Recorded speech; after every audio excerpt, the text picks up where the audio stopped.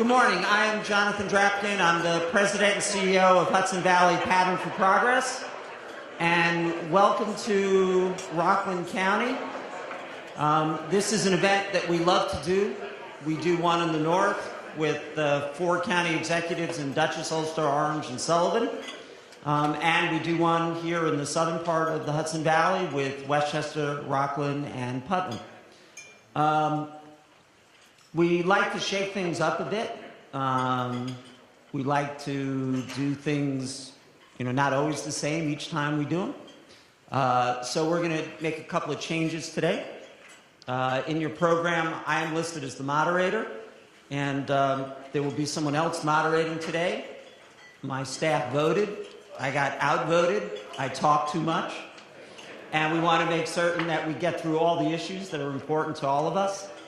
So I just want to do something else a little out of character, which is there are 3 people that I want to recognize this morning. And 2 of them are sitting right there at the head table. Al Samuels from the RBA.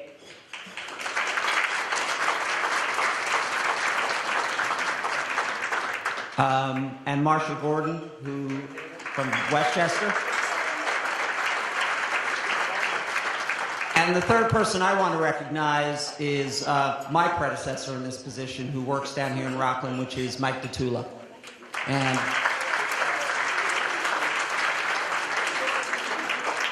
so with that, let me ask our chairman, Larry Walensky, to please come up here.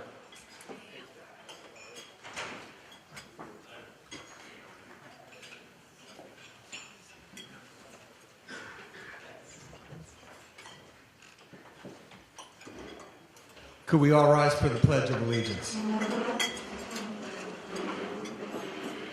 I pledge allegiance to the flag of the United States of America and to the republic for which it stands, one nation, under God, indivisible, with liberty and justice for all. God bless our truth. God bless our truth.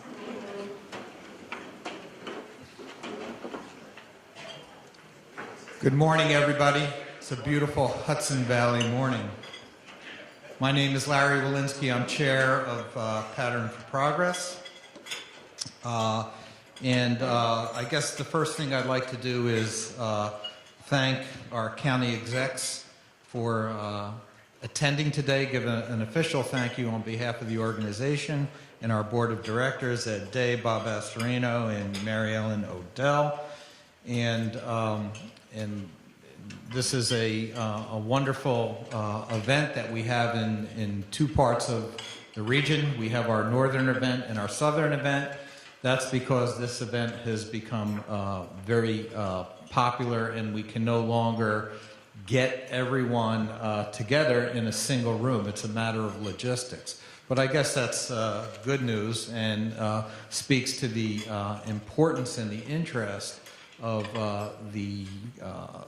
what our county executives have to say on the issues, and particularly the challenges that they face every day in the region.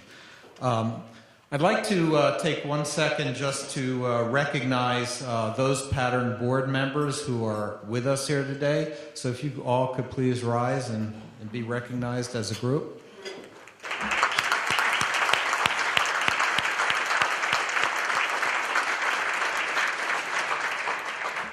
And for those of you who may not be real familiar with Pattern, let me just give you a couple tidbits of what we do and what our mission is.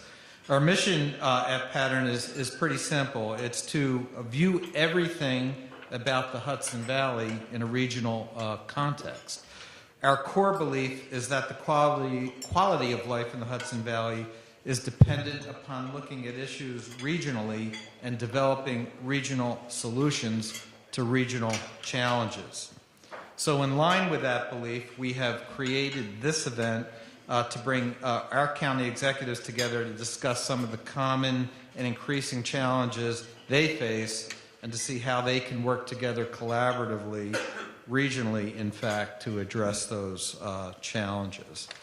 And so we are a regional organization, and we have a mission to look at things in that context and develop solutions in that context to issues that we identify over the course of time. We are, in fact, approaching our 50th anniversary. And as we get to that point, our work is becoming even more important, more extensive, and more significant.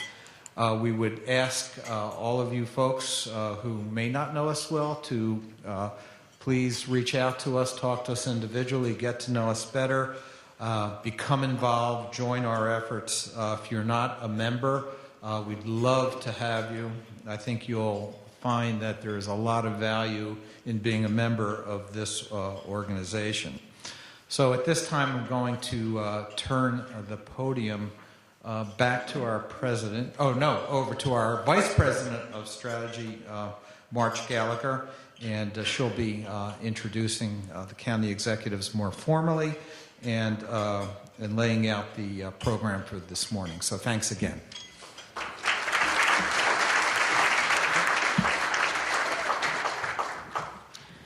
Thank you, Larry. Good morning, everyone. Welcome to the Hudson Valley Pattern for Progress's Southern County Executives Breakfast. It's our great pleasure to be here this morning.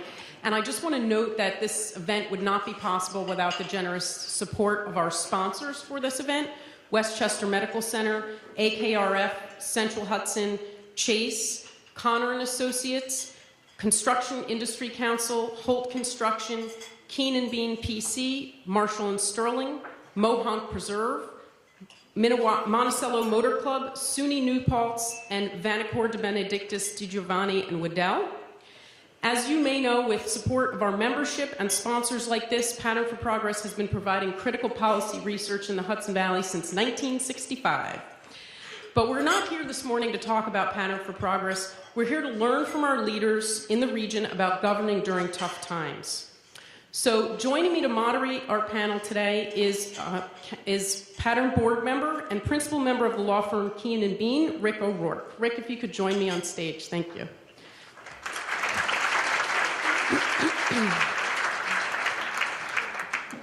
I'd also at this time like to welcome to the stage our county executives, County Executive Rob Astorino,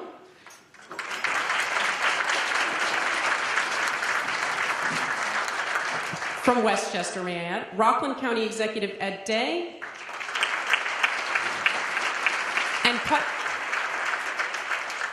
and Putnam County Executive Mary Ellen Odell.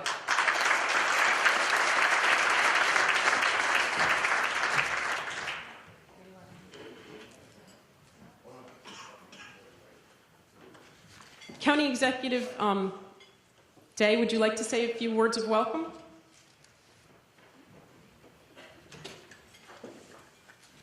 I drew the first card since you're in Rockland. Anyway, I want to thank Pattern for Progress. I think Jonathan's comments about liking to shake things up is an understatement. I recollect a couple of years back, the RBA, our Rockland Business Association, commissioned the Pattern for Progress to take a look at Rockland's finances.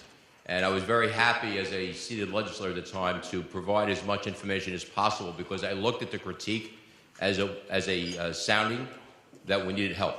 And I want to publicly thank Pattern for Progress and the RBA for that report, because it did wake a lot of people up. Of course, now I'm stuck with it, but that's okay. I also want to acknowledge my colleagues, Mary Ellen Odell and Rob Astorino. I'm the rookie in the block, appearances aside, but I appreciate them coming over here as opposed to putting me through rush hour traffic to go over to their end of the river. And we have a lot to discuss with the Tappan Zee Bridge, naturally. But I just really want to thank the sponsors for their helping us out with this event today, the Crown Plaza, and essentially welcome you to Rockland County. We are on the upswing here. Hopefully we'll touch on a number of those issues today. But Rockland's back, and we're going forward. And again, I just want to thank you all for being here today. Thank you.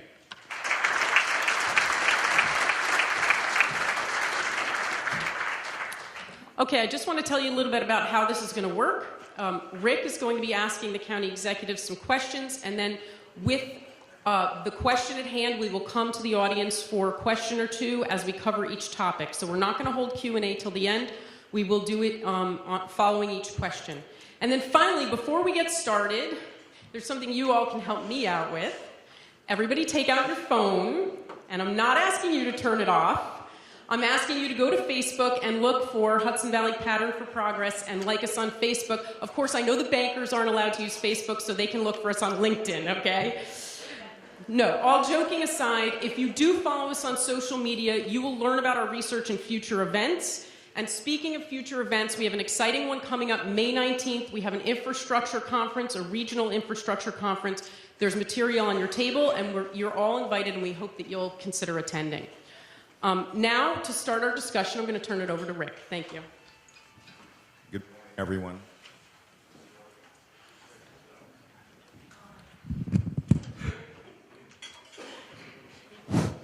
It is. Okay.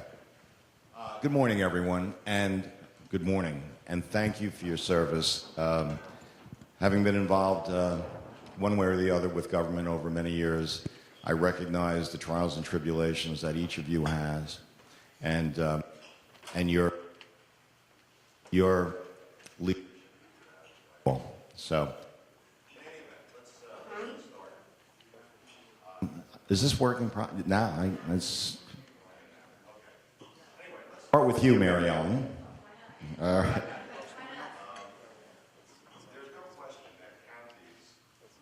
Have a great deal of concern over costs that are forced upon them by state government in the form of mandates. And rather than spend time... How's this one? You want this one? Hello. A kiss is but a kiss. No. All right. So, anyway, this one works. But rather than spend time this morning discussing or elaborating on that issue, which we've heard about in the past in terms of mandates, let's hear things about what the counties can do.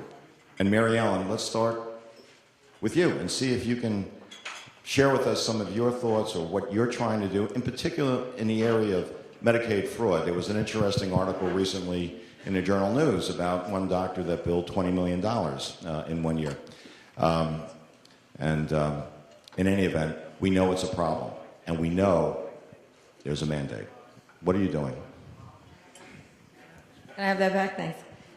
It's interesting. You said we don't really want to talk about mandates, and I think that with my colleagues here on the panel, we absolutely want to talk about mandates. And the new buzzword is property tax relief, and this consolidation effort that we're supposed to be in charge of to rebate back the taxpayers. And to me, in my mind's eye, that's really just using a different term for really not identifying really what the problem is.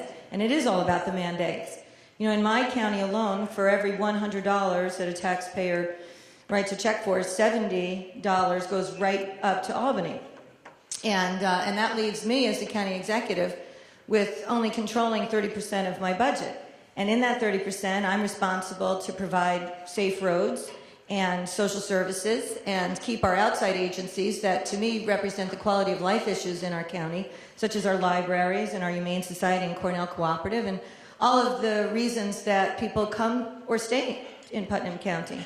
So, when you talk about mandates and you identify what would be the largest one in my county, it's Medicaid.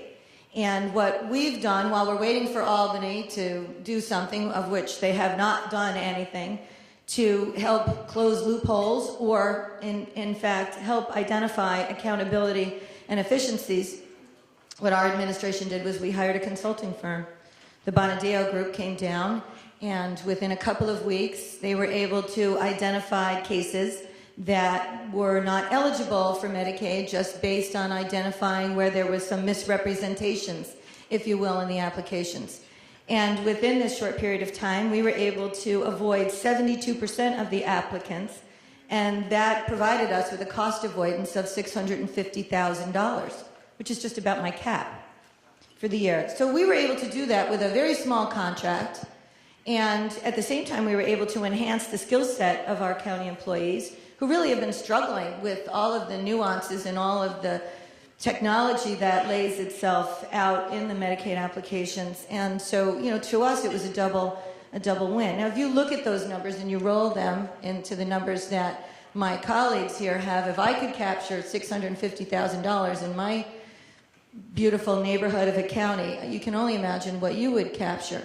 So just to put things in perspective, the Medicaid numbers that I deal with, I have 6,000 Medicaid eligible recipients, which is supposed to be there for those who cannot afford health care.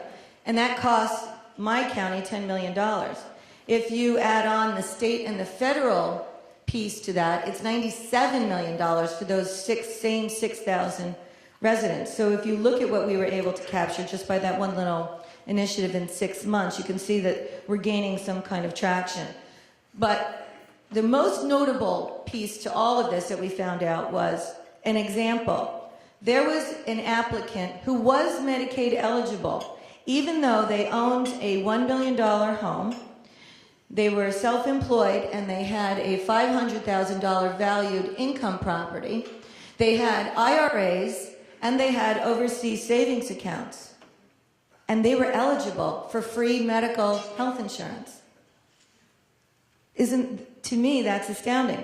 So at my State of the County address on March 13th, I called on Albany and I called on Washington to close the loopholes that allow that, so that we can continue to provide free medical health insurance to those who are in need, because that's our social responsibility as elected officials.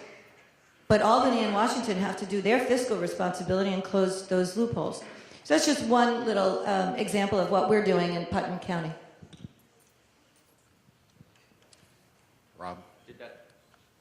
Oh, here we go. I think we're sharing the... No, I think that's Did that family get a free cell phone too? No. It is. First of all, it is great to be here in Oneida County. It's Rockland. It's Rockland this morning. It is great to be here in Rockland. I appreciate the invitation.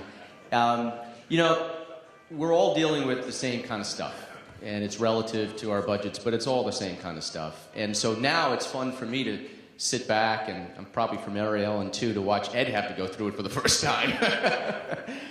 Yeah. The whole Medicaid stuff that we're dealing with is a real challenge on a local level. And I see Bill Ryan, a former county board chairman in Westchester, is with us today. And Bill and I have worked on this when I was a legislator and county executive. And it's a nonpartisan issue at this point, or bipartisan. We're all complaining.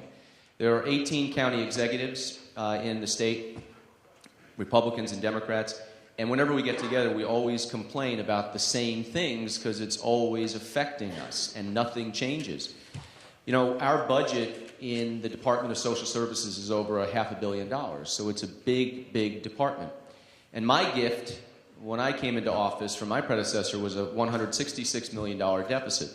So we had to work very, very hard every day to figure out where we could find savings in the budget. And it's not easy because the discretionary funds that you have is small as compared to the unfunded mandates.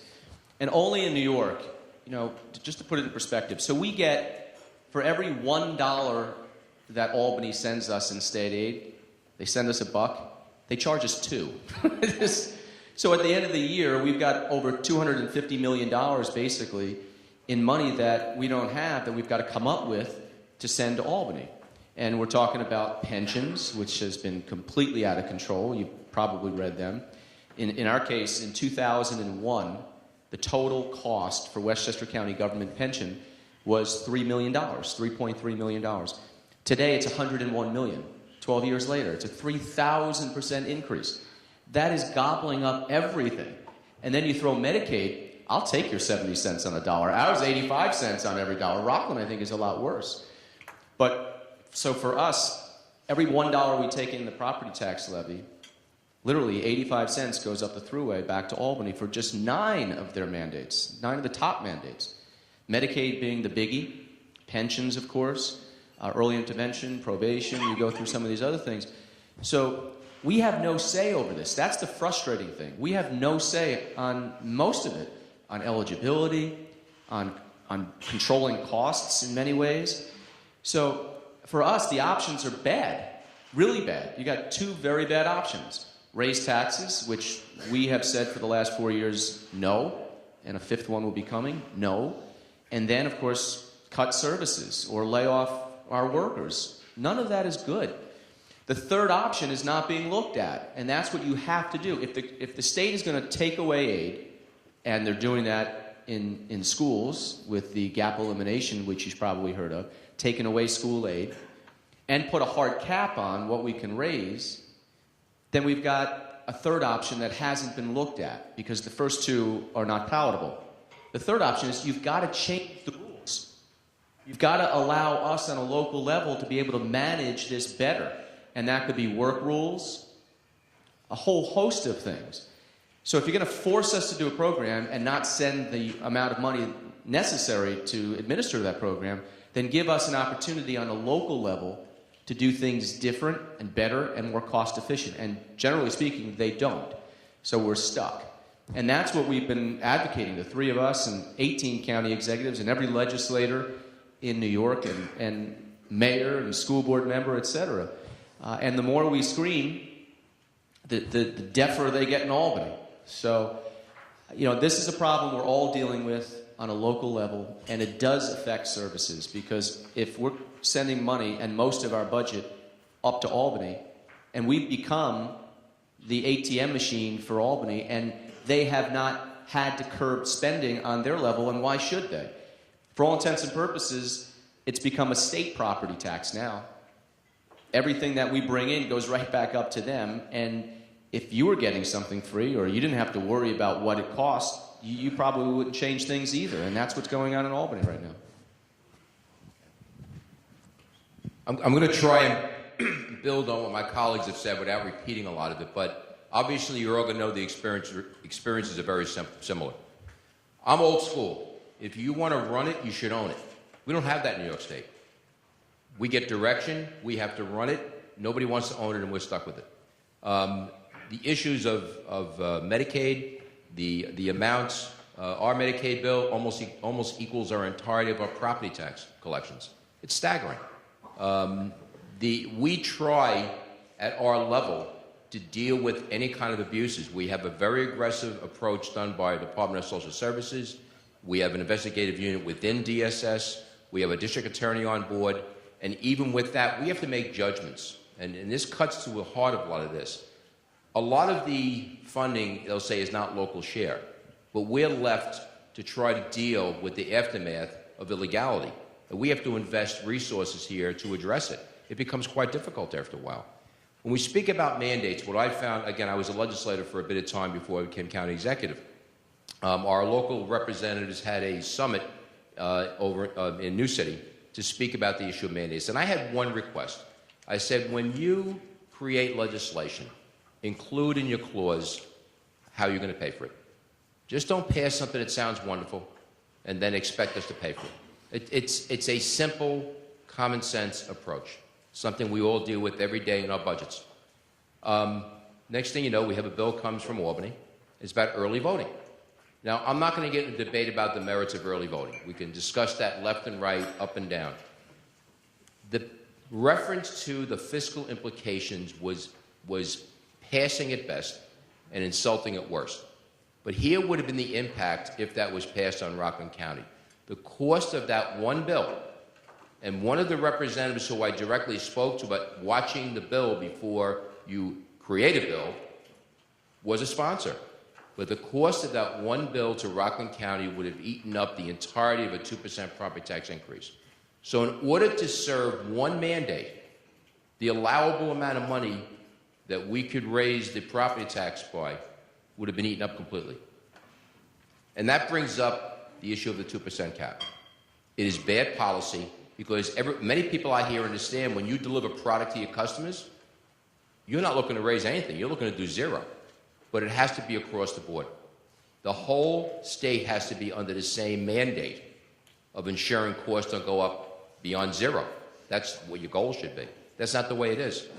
Our 9 and 90 mandates go up 6, 7, 8% a year. In order for us to satisfy it in the counties, people in the counties have to give up the things that are dear to them to satisfy a state mandate. I think that is inherently wrong. Again, if you want to run it, you got to own it.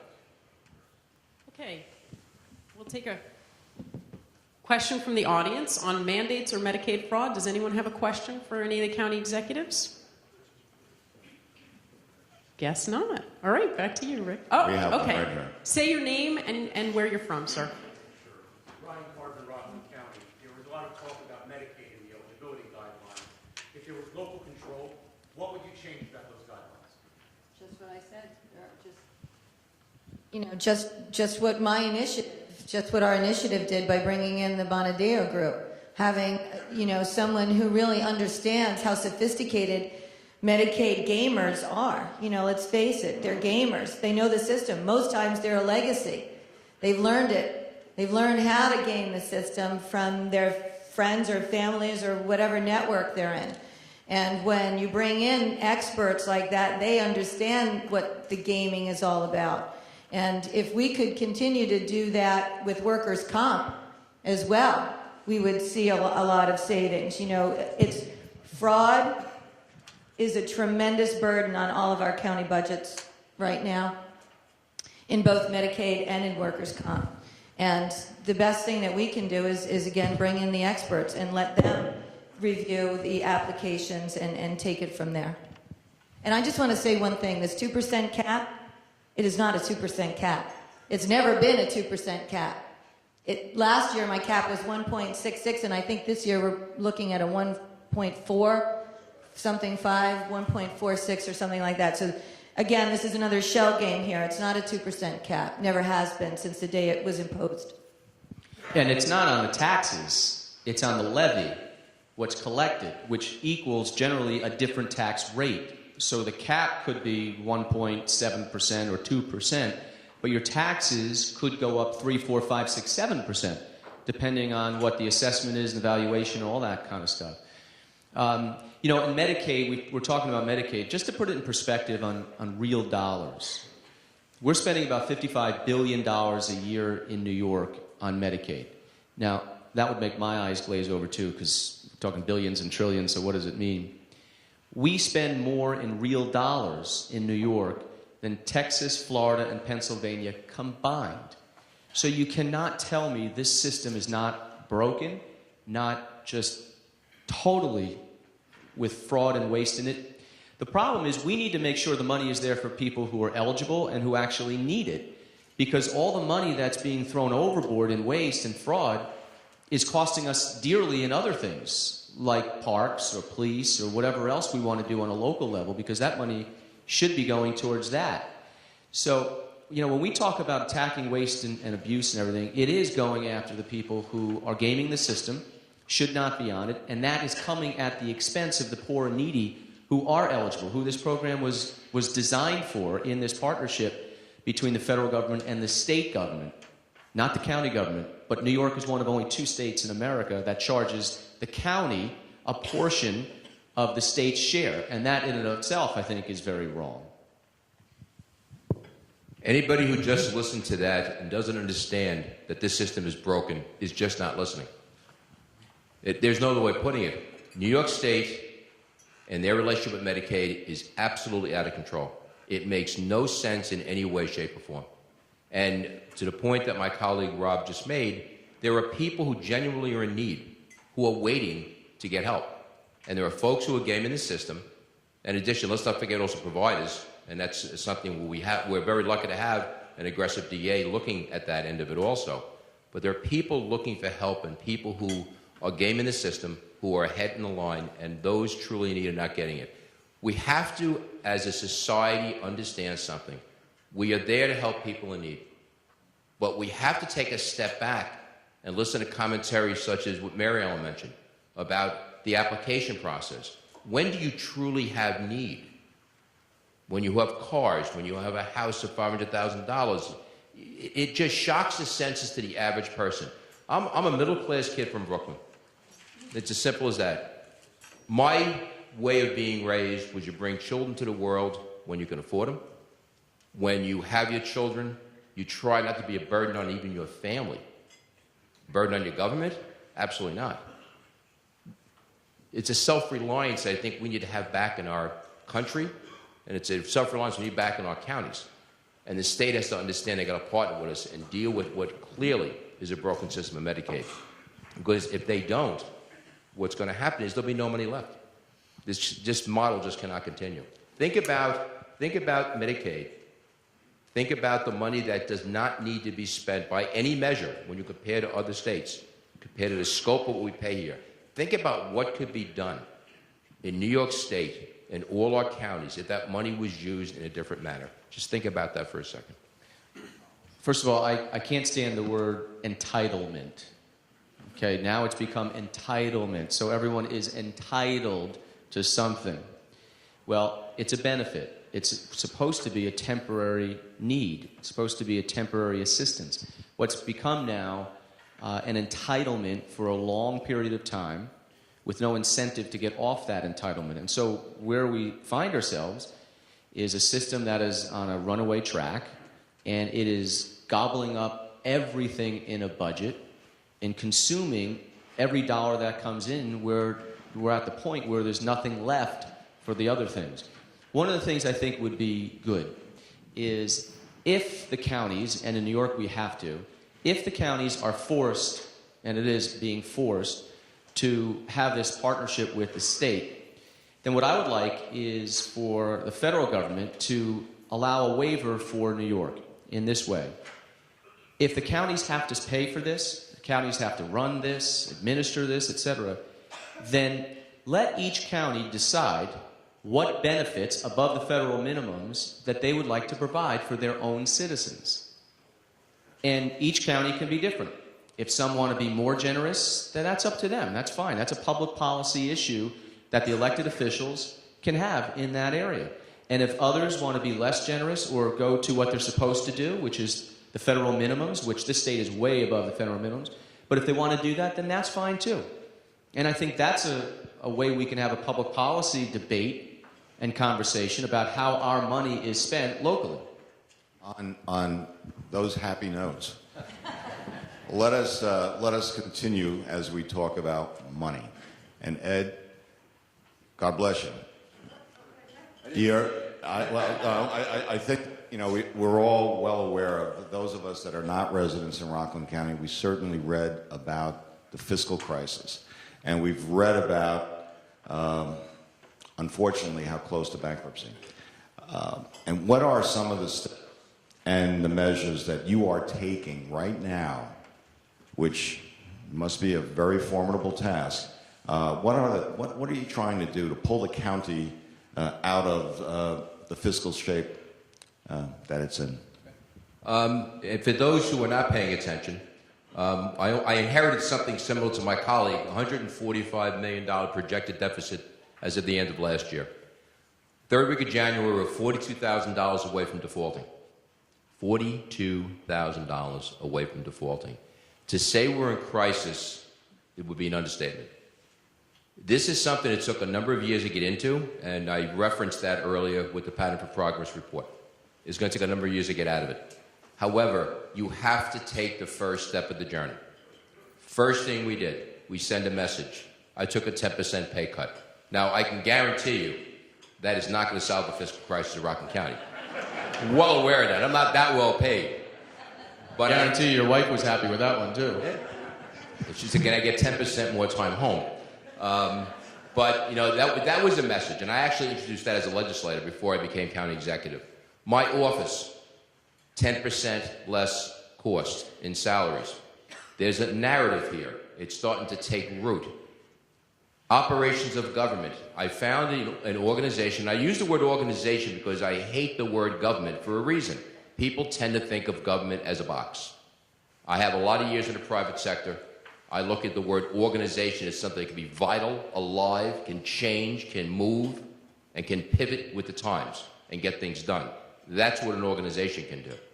What we did very simply is we found an organization, we found a government that was not having any direction. We had key things that have to happen very rapidly in order for us to start having serious steps on that journey. Summit Park, that is a sale that was slated to happen by the end of the year. If it does not happen by the end of the year, we have to start budgeting for 2015, which obviously is not going to be a positive. The NIAC was taking over the mental health inpatient unit. Again, saving millions of dollars. That was done, you ready for this, folks? Ahead of schedule. Ahead of schedule. It's due by June 30th.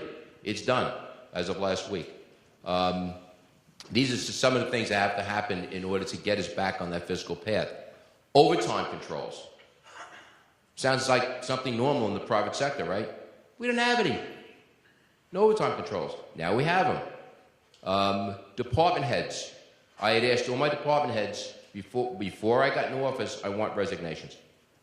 And then we will decide whether or not, number one, do you want to stay on with this organization? Do you have what it takes to be part of this organization? Because we're going to be on a bicycle pedaling very rapidly. And some stayed, some are gone, some will stay, some will not. If you want to be part of the organization to get this county well, be ready to work and be ready to do things differently. We already have engaged in right-sizing our organization. We had a tourism director. That position is gone. We have now rolled a new economic development director at 20% less pay, by the way, into a workforce investment board. And we're going to be looking to partner with the RBA to pretty much privatize the tourism function. It's not a government function. It's just not. Not the way we had the model here in Rockland. We've married up the Human Rights Commission and community development. It seems to me that most of your complaints of human rights are coming out of housing issues. It seems to me that that's a natural match, and we save salaries and we cut jobs at the same. This is in the first 3.5 months. So we're going to continue to do this, right-sizing our structure, running things in an efficient manner, looking at our employees, our department heads, to be able to come to the head of the organization and speak about things that'll be solutions. I have found in my life that some of your greatest solutions lie right in front of you if you just listen. And I always said God gave you 2 ears and 1 mouth for a reason. And your people are your value in any organization. So these are just some of the things we're doing now. Summit Park, we already have seen a 10% decrease in operational expenses in just 3 months. So we're having an effect, but again, this is going to be a journey, and as sure as Rob can share with you, it's going to take time to get there, but we will get there. Marge? Is there a question for the county executive on county finances? Anyone? We are in Rockland. I know somebody out there has a burning issue. Come on. Admit it. Yes, please say your name and where you're from, please. Hi, it's Callan. I'm with Rockland Economic Development Corp., the Procurement Technical Assistance Center. This is a personal thing, and I don't know if the counties have any ability to do this, and this is not about changing the rules and regulations, but maybe a short-term help. When my mother had Alzheimer's and died, and was in a facility, I was the executive of her estate, and after she died, I got a bill from her doctor for services rendered after she died. So I would love to support this guy, but I don't know where to go. And maybe if the counties put up some kind of a website or a place for people who are aware of the abuse, but just don't know where to report it, this would be very helpful, and we would probably save a lot of money. What we've done in our administration is, as we were building, our team, which by the way, I had 4 days to build my team because I took office in a special election. I restructured my administrative office, my county executive's office, and I added a position for constituent services. So I have a director who was already part of the county workforce as a investigator. And we task him with different cases of fraud or constituent concerns that go all across our constituents' troubles, if you will. You know, whether it's something as far as billing, or if it's road repair, or if it's concerns about school issues. That position is basically there to direct the constituent to the proper authority where they can get the resources and the information they need in order to solve their problem. And it's been very effective. And the prior county executive did say to me, had he wishes that he had had that in the short time that he was there, because you can spend so much time as a county executive in your responsibilities in helping your constituents in those issues. You're compelled to do that. I feel compelled to do that. But having that position in our office allows me to be able to focus on the fiscal issues that are, and to deal with the business leaders on a daily basis, and still let our constituents get that hands-on approach from the county executive's office. Liz, what I would say also is that I have high expectations of my organization. We have an InfoRock. If there is a question of any nature as it relates to the county, you can call InfoRock, and they're supposed to direct you for help. If you cannot get help in the final analysis, if you're not getting the answer, you call my office. I've told this to many, many people. We're reachable in so many different ways, via the website, via your phone, and, you know, government should be doing things to help people. That's their job. So if there's any kind of issue like that, worst comes to worst, you call my office. But there are many ways of getting assistance, and it's tragic to hear something like this. But, you know, again, it's really, if you're not being satisfied from trying to get through the government, just call my office directly. First of all, I'm sorry about your mom. I think one of the ways to attack this is to really start at the very beginning of the Medicaid process, which is what we're doing now in Westchester with our Department of Social Services. What had happened in the past is you'd have somebody do the intake, and they would just keep going up the chain, and it wasn't until after the fact that we had a little fraud unit that was looking at everything. Well, we decentralized that. So now people are being trained from day one when the application comes in to look for potential areas of fraud, and it continues to be looked at as it goes all the way through the system. And I think that has helped us. It saved money, and we've identified.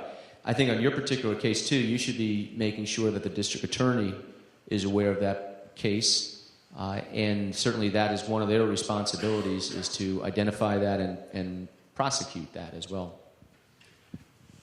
All right, let's turn to a different topic, but it still involves money.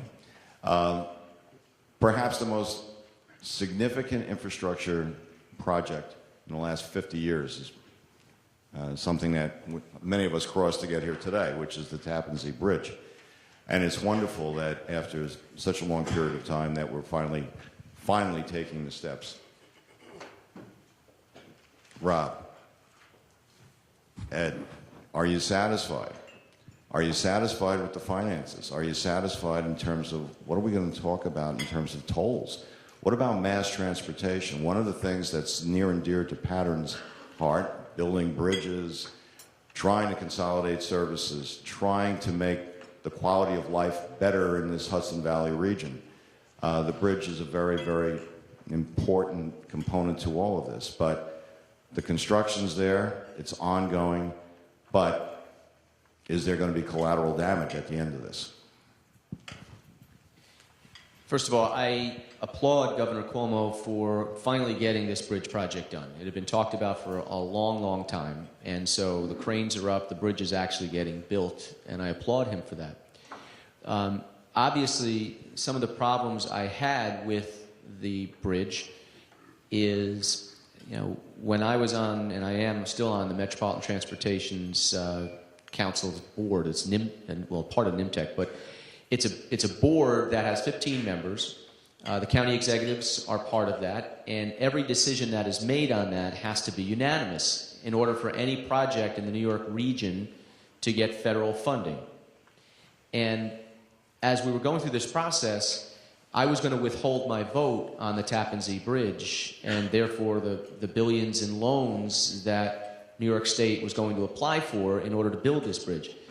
And I wasn't doing it for any other reason than to get answers to this bridge, because we were being told to vote on this without having even the environmental impact statement released, without having the basic questions of what will the tolls be and the financing be. And probably the most important thing for us as a region as we were growing, the lack of mass transit on this new bridge. And so the governor and I had some conversations, interesting ones, and I basically said, look, I need your help. I will give you my help on this bridge, because we both have the same objective here. We want this bridge built, but we need to have it built the right way into the future. So 50 years from now, or 20 years from now, or 5 years from now, when this bridge is opening, we don't look back and say, what were you thinking? Why didn't they put some mass transit on that bridge to give people options? Not only from Rockland into Westchester, but also in Westchester, options to go north-south, east-west, all the way to Connecticut, etc. This is a regional bridge. This is a state bridge. This is a national bridge. And so we got the assurance from the governor that it would happen. We asked for and formed a committee. The task force was going to look at mass transit, which we sat on, the three of us. And we got out of that a plan for short-term, medium-term, and long-term solutions for the bridge, sort of a bus rapid transit system or a hybrid. Now that is still iterative, it is still moving, but my concerns still are, what are we going to pay to get over that bridge? That has not been answered. We were supposed to have that answer by the end of last year. We've been told now we're not going to get that answer till next year. And I'd like to know what that cost is going to be when you go over. What I've heard is it's not going to be any less than the bridge to the south, which is the George Washington, which is $15. And what's the impact going to be on commuters going over that bridge on a daily basis? We've asked for a resident discount, which is not uncommon, by the way. They have that in other bridges in and around the state, and mainly in the New York City region. So the financing has not been forthcoming. They have not said how they're going to pay for this bridge. They don't have the money to pay for this bridge yet. That is a major concern, because obviously it's being built, and the bills are coming in. And at what expense is the rest of the thruway system and the rest of the needs? Because we've got third world roads in this state. I mean, it is amazing. We pay the highest taxes in America, and we've got third world roads. So the fact that the bridge is going up is a great thing. But there are still many unanswered questions that all of us have a right to know the answers to. Also, I have to applaud Governor Cuomo also. For he finally said, let's get this done. And you have to give him credit for that. The issues that Rob has touched on, I wanted Rob to go first because he was there during this process before I came into office. But there are some key issues we have to deal with. We need to explode some myths, number one, okay? Let's understand something. This bridge is a linchpin for the thruway system. I am not impressed that we're getting loans. I'm really not. We have a federal government that voted for bridges to nowhere, and we're taking a loan on the interstate? Seriously? Where is the funding from the federal government for a critical part of our infrastructure? That's number one. Number two, the issue of the tolls. Back in August of 2012, this $14, $15 number came out, and I said back then, this is going to destroy the economic development of Rockland County. And as much as Rob wants to keep his shoppers in Westchester, you're coming across that bridge and have to make a decision whether or not you go to the Palisades Center or shopping in Rockland. That's the biggest draw here in Rockland County, provides 25% of our sales tax. And you see that toll and saying, maybe I'll go down to Ridge Hill. It's a consumer decision. It's the same thing we face here in Rockland with New Jersey. It's a consumer decision. Government needs to understand that consumers and markets are real issues when it comes to things that government does. And that's critical. The reality is that, the other thing we have to explode, the big myth, comparing the Tappan Zee Bridge to the George Washington Bridge. From a cost perspective, it is ridiculous. And I'm going to tell you why. The George Washington Bridge is part of the Port Authority of New York and New Jersey. Port Authority of New York and New Jersey has real estate holdings in an airport, and funding goes from tolls to those interests. You'll talk about the Triborough Bridge. You'll talk about the Whitestone Bridge. How about those bridges? Those bridges are owned by the Metropolitan Transportation Authority, and a lion's share of that toll money goes to the subway system. If there's a legitimate comparison of tolls, why isn't somebody comparing it to the only other bridge that connects Rockland and Westchester? The Bear Mountain Bridge. Gee, you know why? It's only $1.50. And we can yell about the cost, but it's incumbent upon us to give alternatives. 94% of the thruway's tolls go to the thruway, number one. Number two, some years back, the state legislature, because presuming they wanted to have some more money to give away to make people happy, decided to take the canal system and have the toll payers pay for it. The 524-mile system. What the connection is between the thruway and the waterway, other than the fact that if you're fed up with a car, you want to jump in the water, is beyond me. But that was a little sneak thing that was done. And even our Governor Pataki had criticized this, our controller criticized this. If you want to fund the thruway system, do it in the general fund or do it through a separate authority. Why do we have two authorities? Why do we have a bridge authority and a state thruway authority? We have two authorities. I keep hearing about consolidation. Well, here's a great one. Consolidate the two authorities. It makes no sense. So there are ways of doing this, but the reality is a toll of that magnitude is unacceptable. It's going to be an impact upon certainly Rockland County for sure, absolutely Westchester County, and maybe beyond. So whether it be discounts or anything, that kind of number is unacceptable. It really is. So when you hear about this comparison, I hopefully have just educated a number of you, if you weren't aware of it. Do not buy into this story, this fairy tale, that, well, after all, the George Washington Bridge, no comparison. It's a different situation, and we should have a toll that is commensurate with the reality of crossing into Westchester, not going to New York City. Mary Ellen, do you want to add something to this? Yeah. And, you know, in any project, the devil's always in the details, and we understand that. And, you know, with all of the travails about the bridge, there's one thing I think that we all need to recognize and embrace. And the fact of the matter is that transportation infrastructure projects drive the economy. And certainly in New York State, in my particular county, I'm a county filled with union families, many of which have been sitting and waiting for projects just like this so they could get that phone call to get back to work. And since the project and the barges are ready to go in place, many of my constituents are in fact back at work. And I think that what's troubling past this stumble, if you will, about the toll is I found out last evening at a Builders and Trade Council dinner event where all the construction industry union leaders were in a room. We found out that in the year 2014, the government is shutting down all funding for transportation projects for this year. Now, my county, and I'm sure my colleagues and all of you know, that our roads, not only are they aging to begin with, but they're basically shot after this winter with the freeze and the thaw. And our bridges and our dams are all aging. And to think that the federal government doesn't think that it's important to allocate money, not only to the bridge, but to all of our infrastructure projects in the state of New York is really troubling. And I would call on each and every one of you today to ask your state representatives to go to Albany, to get to Washington and say, how can you cut federal infrastructure transportation funding? It just doesn't make any sense.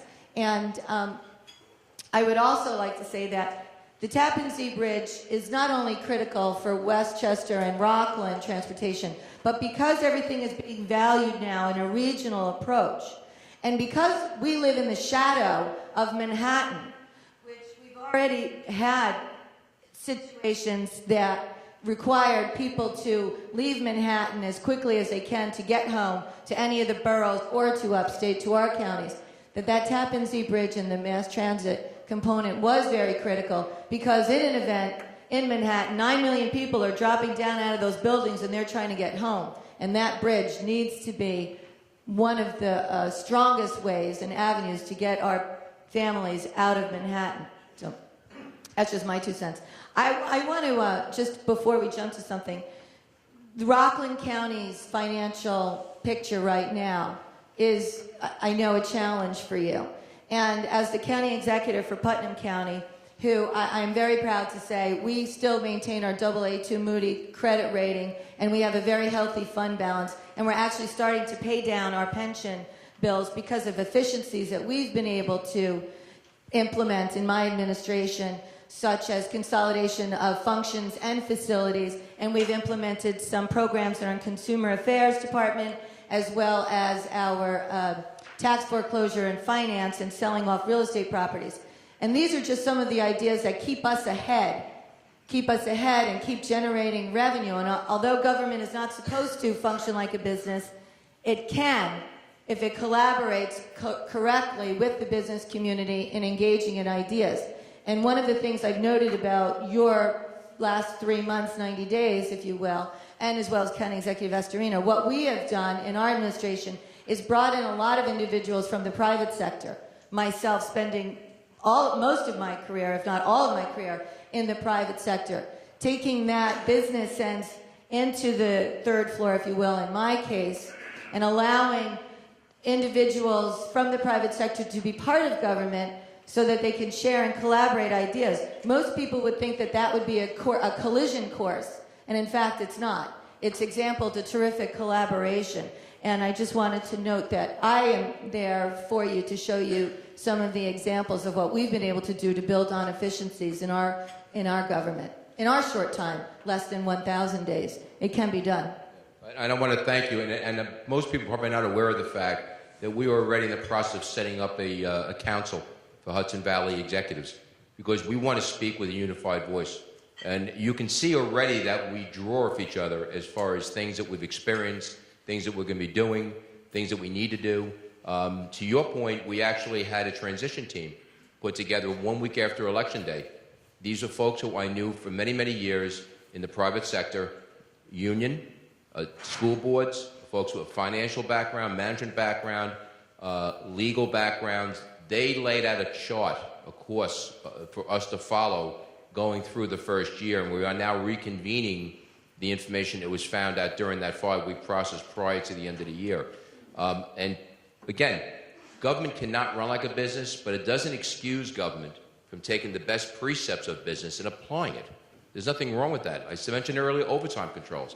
There's no free money out there. There's a mentality at times within government, unless the leaders change the mentality that it's not my money. It is your money. It's taxpayer money. And that's the way it should be treated. So, again, I appreciate the efforts of my colleagues to give me assistance, and this is something you'll be seeing a lot more of. If we could just move on to two related topics. One, of course, and Pattern, as many of you know, has been around we're coming on our 50th year, and it's been a facilitator trying to bridge the counties, those that are in the Hudson Valley. And one of the issues that is very near and dear to the hearts of Pattern for Progress, consolidation of services. And we've worked very hard and diligently, and we've actually been helpful in that regard. Consolidation of services, I know, is ongoing in all of the county offices. At the same time, we have this tax cap that we've been talking about, and the governor has, there's a new proposal that's developing along those lines, and we're interested in knowing what's your reaction to this. How do we get out of being known as one of the highest taxed areas in the highest tax state? How do we do this? How can we collaboratively work? Do you have some ideas? Do you have some thoughts? What do you think? Who would like to go first? Well, we collaborate all the time, and we have shared services with almost every one of our municipalities. And we've been doing this, I think, in all fairness, most communities are doing this or have been doing this for quite a while. It gets to the point, though, where you can't do much more because of the unfunded mandates and the work rules and the regulations that Albany sends down. There's 750,000 rules and regulations in New York. That's how complex it is. So businesses, that's why they're leaving this state in droves, because it's an impossibility sometimes to do business in this state with the onerous regulations as well as the high costs. That's why they're fleeing. But I think, in our case, in Westchester, we had to. And I give a lot of kudos to Mary Ellen and to Ed, because they came in at a time when it was, just like with Westchester, very challenging. So you're forced to confront these issues in a real way. And I feel very strongly that a leader has to have 3 functioning body parts. You have to have a head, because we're dealing with complex issues here, and you have to be able to understand that. You have to have a heart, because there are a lot of people in need. And our role is to make sure that people get the help that they do need. And the last one is not as prevalent as I wish it would be. And that is, you have to have, and I'll use the easier one, you have to have a spine. And that means you have to be principled. And you have to be able to say no. And you have to look at things in a realistic way and treat people like adults and lead us out of the mess that we're in. And certainly they both have done that. They're confronted with issues. The easiest thing for me when I came into office would have been, I didn't know how bad it was, so we're going to have to raise taxes. We drew the line in the sand and said, absolutely not. We are not raising taxes a dime. And we haven't. The property tax levy was actually cut in Westchester in our first year. And we wanted to force the conversation on how we're going to spend this money, realizing that there's no more money to give. And that forced us, it forced the legislature, it forced our partners, the nonprofits, and everyone we do business with to focus on the real problem. Not to throw shovels to dig deeper, but to put ladders in so we can climb out of the hole. And that's how we got rid of that deficit, by making some tough choices. And believe me, you know, there are some real third rails that you don't want to grab, but you have to. And, you know, I was 6'3" when I started this. I think I'm fine. Nothing happened to me. But it is worth it, because you do start to see that curve come back. You do start to see the bills get lower if you realistically deal with them. And it is a tough challenge, because no good deed goes unpunished, believe me.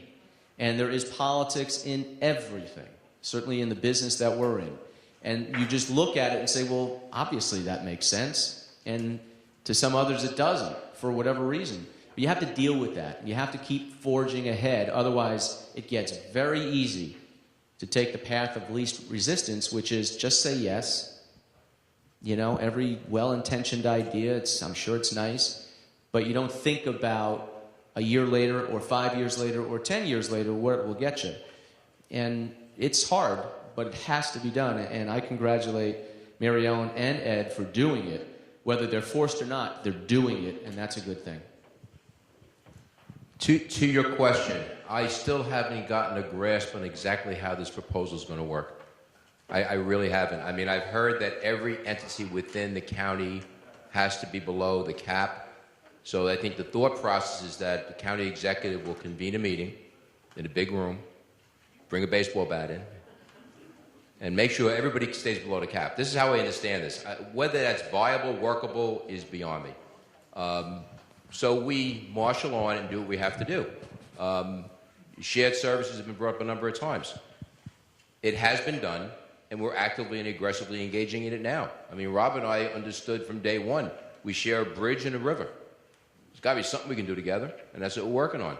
We've already right-sized our own government in a couple of areas and cut jobs back and combined up, consolidated. We've done all that. I had a wonderful lady come to my inauguration, the Bergen County Executive. They're a neighbor. They're next door to Rockland County. And we followed up with lunch in a Rockland restaurant, by the way. And we then had meetings with some of our higher-level people in both county governments. And we're finding commonalities in areas that we can share services, both now and in the future. It's a different state. Again, organization as opposed to government, getting outside the box. We actually have an arrangement just started to be put in place, because one issue that came up in Bergen County, the county does control most of the sports complexes. Not so in Rockland. I mean, I got Harold Peterson. Harold and I coached for how many years? Getting fields can be challenging at times. So while Rockland doesn't control the fields, this county executive has coached for a number of years and kind of knows about permits and who to speak to. So we brought in the areas of government, Village of Suffern and the town of Rampo, to assist us. They were great. The recreation people were fantastic. We now have a consortium, as it was, where our Village of Suffern, the town of Rampo, and the county of Bergen are now working together to try to facilitate forums for sports events, because sometimes there's a shortfall in one place and there's plenty in another. I coach in Pop Warner football. We just brought the New Jersey Giants into Rockland County. They're part of the Pop Warner program now. So we're close to each other. It's a matter of taking a step forward and moving forward. So even something as simple as that, it doesn't save money, but what it does, it creates a better quality of life for people. Is it the New Jersey Giants or the New York Giants? No, this was the New Jersey. These are little people. We can debate that about who's the New York football team. They might be able to beat the real team the way they played last year. Yeah, that's exactly the New Jersey Giants, and it's a Pop Warner program. But there's been comparisons drawn, as Rob pointed out. You know, I had the privilege of serving as a county legislator from 06 through 2010. And I also had the honor and privilege of starting a commission called the Commission on Fiscal Vision and Accountability. And we brought all the stakeholders to the table, all the leaders in the county, from the school districts to the business community, elected officials. Some of our larger employers sat at the table for about 2 years, and we identified a whole host of areas where we could consolidate and share services. We call them the back office functions. And I think what we both also, all of us, Ed and Rob, understand is that it's our school taxes that are really is what it's driving everyone out of here.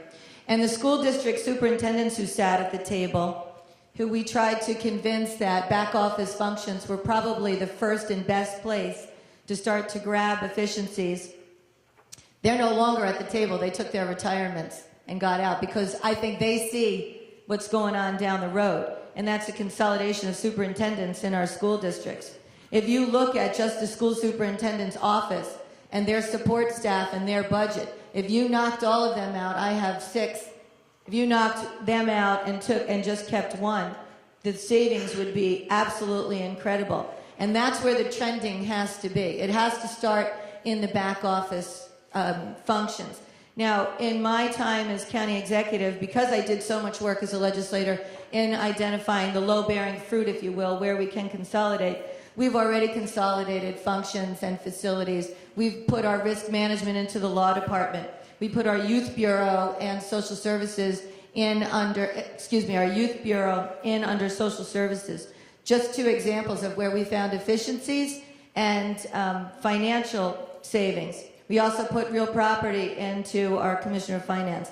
Now, all of those didn't have a tremendous impact individually, but collectively, they had a tremendous impact. The county office building, which is really the hub of activity in county government, was 70% vacant, 70% occupied, 30% vacancy. We are now at 100% occupancies. Again, it doesn't sound like that really achieved a lot, but collectively, it has done that. And I'll tell you one other area where the trending and the shifting is changing of the mindset is in contract negotiations.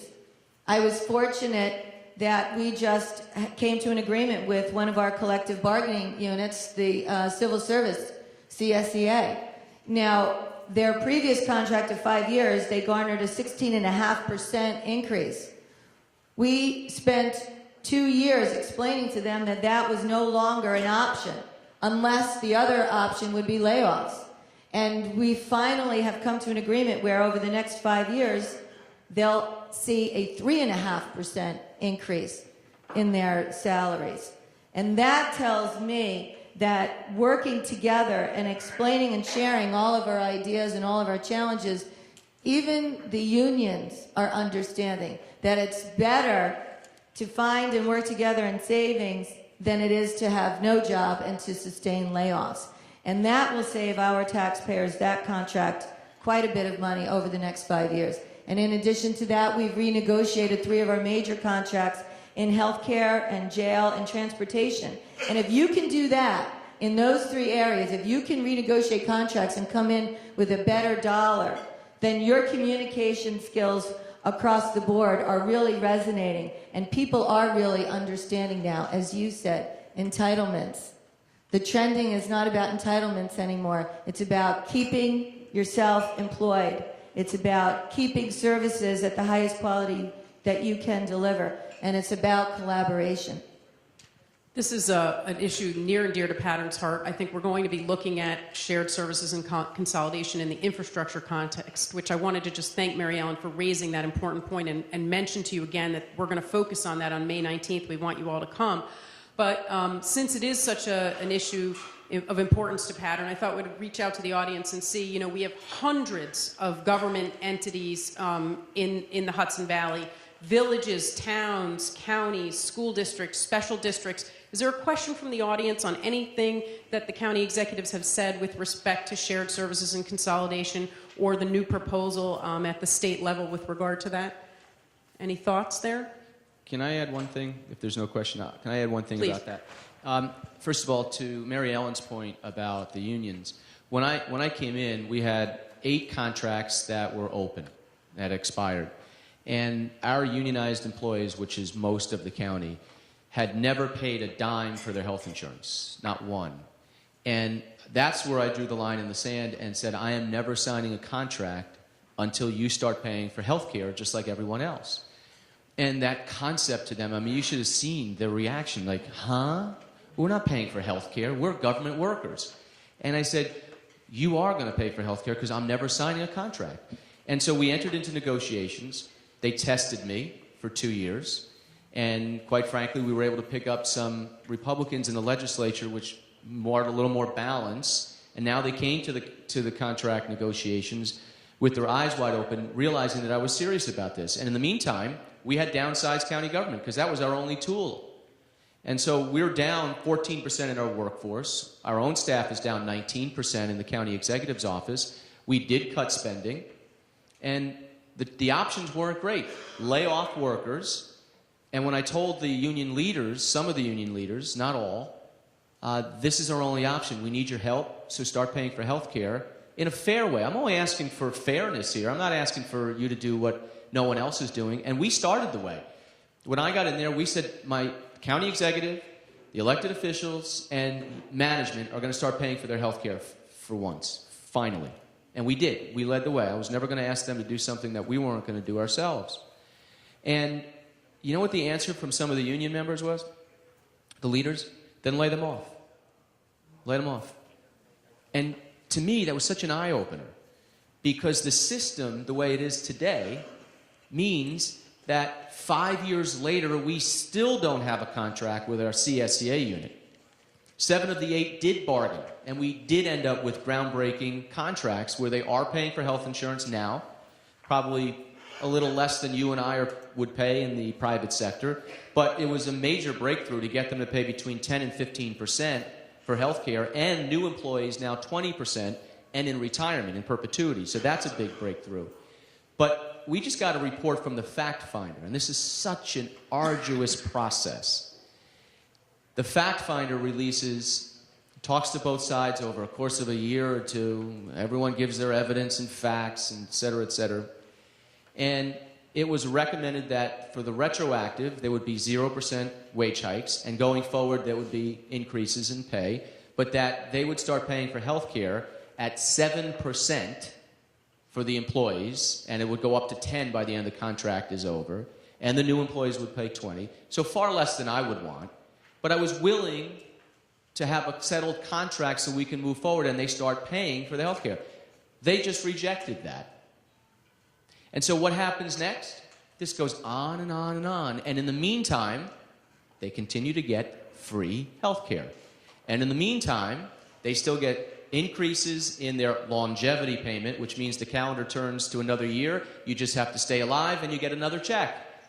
And step increases, same thing. So they get automatic increases in their pay every year in addition to their wage increases, which is the headline that you see. So in reality, and many times, they're getting a 2 or 3% salary increase plus everything else, which equals 4, 5, 6%, and in this case, free healthcare. That's the system, when I talk about that, needs to be changed in New York. Those are the work rules that give all the leverage to the employee/union and very little leverage to you and I, taxpayers. And that's the concern I have that needs to be broken. It's called Triborough.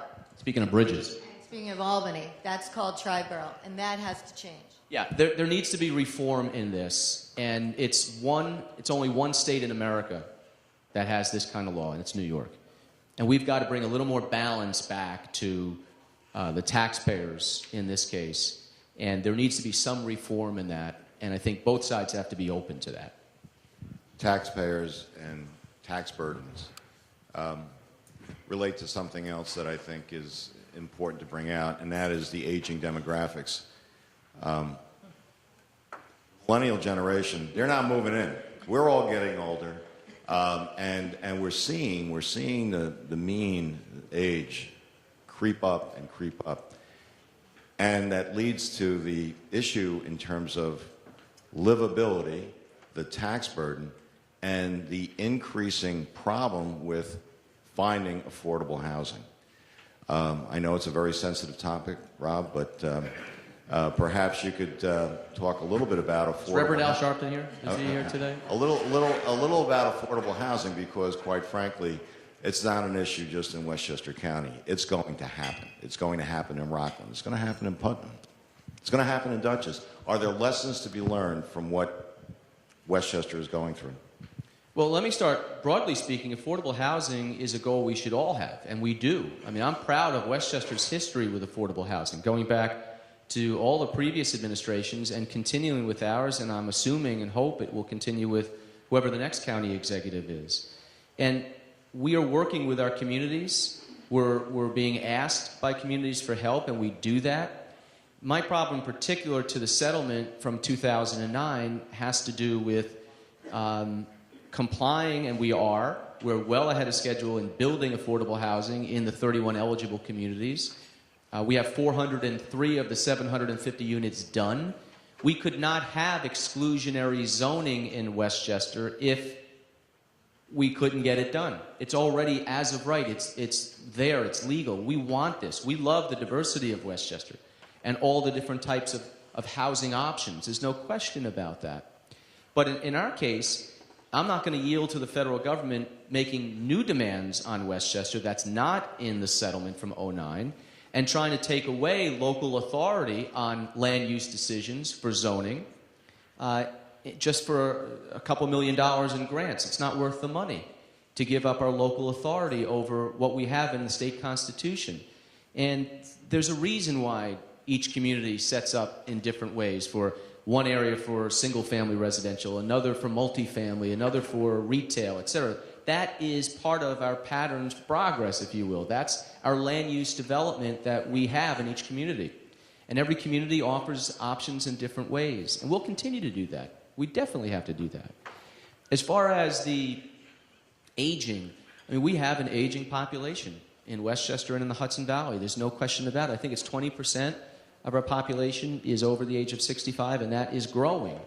So we need to make sure we have options so people can age in place. And we are. We're building facilities. We're building great housing and giving them different options.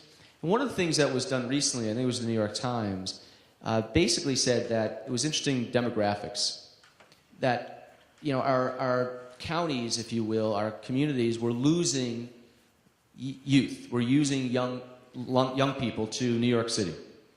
But if you really look at it, those in their 20s are going where it's hip and cool. They're going to Brooklyn and they're going to other parts of Manhattan, and that's fine. I always remember people wanting to do that at that age, But what's happening is when they're 30 and 40, getting married later in life, they're actually coming back or trying to come back to Westchester, and I'm sure to Rockland and Putnam as well, where they probably grew up. And that's where they're buying their house to start a family and raise their kids and go to good schools. So it's just a difference in what has happened in a generation, but they are coming back. And with that, we need to make sure that we have a good system in place. Our education system is pretty good. We have a good public school system. We have good parochial and private school options. We have a good healthcare network. Our transportation network is good, but aging and needs help. But there's a lot of great reasons to live in Westchester, and certainly in Rockland and Putnam as well. So it's just a difference. It's not a flight out. It's a flight out, but they are coming back. Rob, let me just tell you, you have a new 100-year-old resident in your county. My grandmother May turned 100 on Easter Sunday. We moved the rock, and she was there. We love our seniors in Putnam County, and we're doing everything we can do to make sure that our seniors can stay with their families in our county. We've just been noted to be the fastest growing senior populated county in New York State. So we embrace our seniors for all that they do for us. Our seniors in our county are our parents, our grandparents, they're our teachers. They're also our first responders, both career and volunteer, and they're also a huge asset in public service. We save millions of dollars in Putnam County because of the work that our seniors do. And in their minds, it's giving back, and it's helping keep the young families in our county. So we value our seniors, and our administration named 2014 to be the year of the senior so that we could continue to identify and enhance programs for our seniors, both in the nutrition and in the friendship centers, and to get them to enhance their opportunities for mobility, to keep them out and about in Main Streets. We're a county of Main Streets. That's what drives our economy, and our seniors spend money.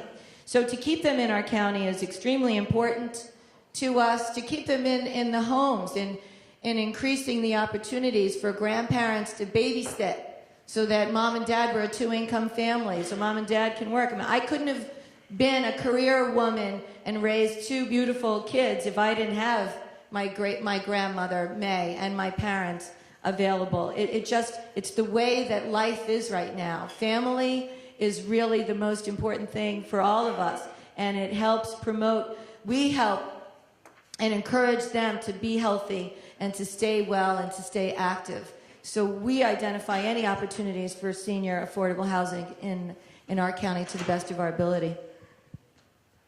I find myself very fortunate in Rockland because pretty much all the municipalities that control our planning process are looking regularly at affordable housing in a variety of ways. We have to address the issue of our young people.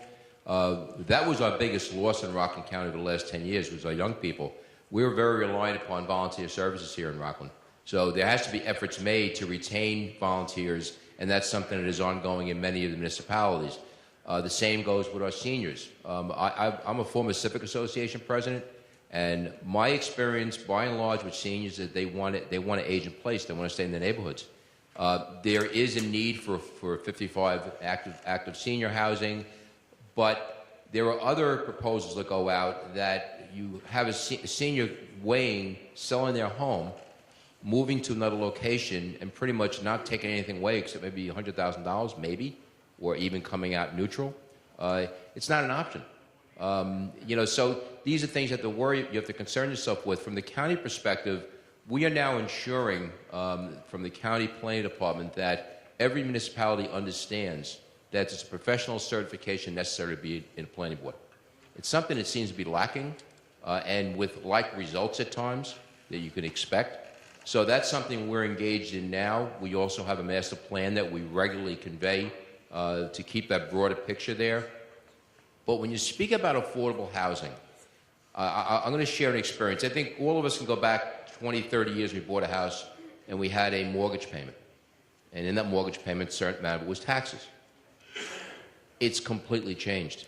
My oldest son, Chris, came back from Afghanistan, and he was looking to try to get a modest home in New City.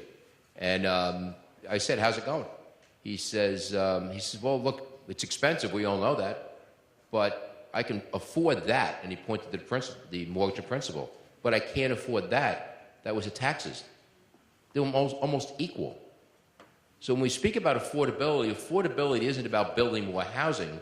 Affordability often is about bringing taxes down, because that's what's chasing people out of New York State. And that's the problem. So people should keep that issue of affordability and couch it to the reality that the affordability is it also includes the issue of taxation. When you have a $2,500 a month bill for your home and half its taxes, there's something wrong. County Executive Day, Astorino and Odell, thank you so much. We have to wrap up now, so if I could get a round of applause for the county executives.